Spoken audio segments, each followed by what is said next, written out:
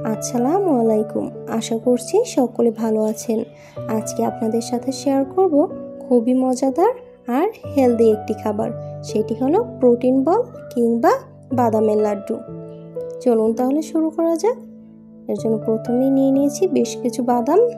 এখানে নিয়েছি কাঠবাদাম, কাজু বাদাম, আখরোট আর চীনাবাদাম। আর নিয়েছি বেশ কিছু খেজুর আর কিশমিশ। খেজুর কিন্তু আমি এখানে এই ছোট খেজুরটা ব্যবহার করেছি। এটা কিন্তু বেশ নরম আর মিষ্টিও বেশি।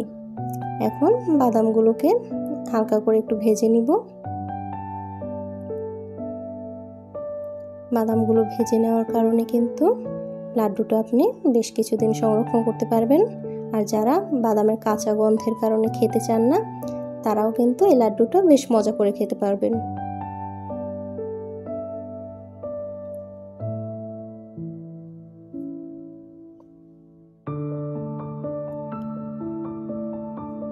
বাচ্চা থেকে বুড়ো সবার জন্য কিন্তু এই প্রোটিনে ভরপুর লাড্ডুটা বেশ উপকারী। বাচ্চাদের বানিয়ে দিলে ওরাও কিন্তু বেশ মজা করে খাবে। এই যে বাদামগুলো কিন্তু প্রায় ভাজা হয়ে গেছে। আমি কিন্তু এখানে আখরোটটা ভাজবো না, বাকি সবগুলো বাদাম হালকা করে একটু ভেজে নিয়েছি।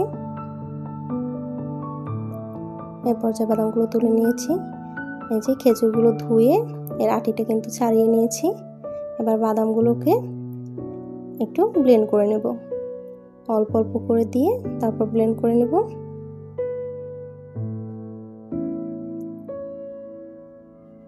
ব্লেন্ড করা হয়ে গেছে। এখন একটা বাটিতে ঢেলে নিলাম। আর বাকি যে বাদামটা আছে ওটাও এখন ব্লেন্ড করে নেব। ব্লেন্ড হয়ে গেছে, সবগুলো বাদাম এখন বাটিতে ঢেলে নিলাম। এখন খেজুর আর কিশমিশটা ব্লেন্ড করে নেব একসাথে। ব্লেন্ড করা হয়ে গেছে, এবার বাদামের মিশ্রণের মধ্যে ঢেলে নেব। এখন হাত দিয়ে ভালো করে মেখে নিতে হবে।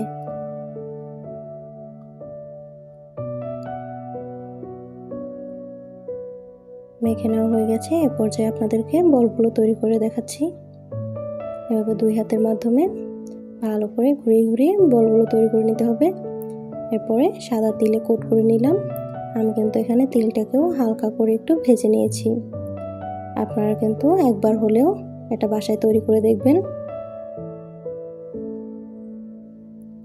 এভাবে করে সবগুলো বল তৈরি করে নেব।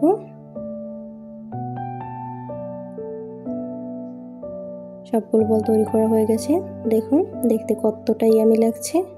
আমি কিন্তু এখানে দুই ধরনের বল তৈরি করেছি। একটা হলো তিলটা উপরে কোট করে, আর একটা হলো বাদামের মিশ্রণের সাথে তিলটা মিক্সড করে। আমার ভিডিওগুলো যদি ভালো লাগে অবশ্যই লাইক, কমেন্ট, সাবস্ক্রাইব করে পাশে থাকবেন। Bye bye.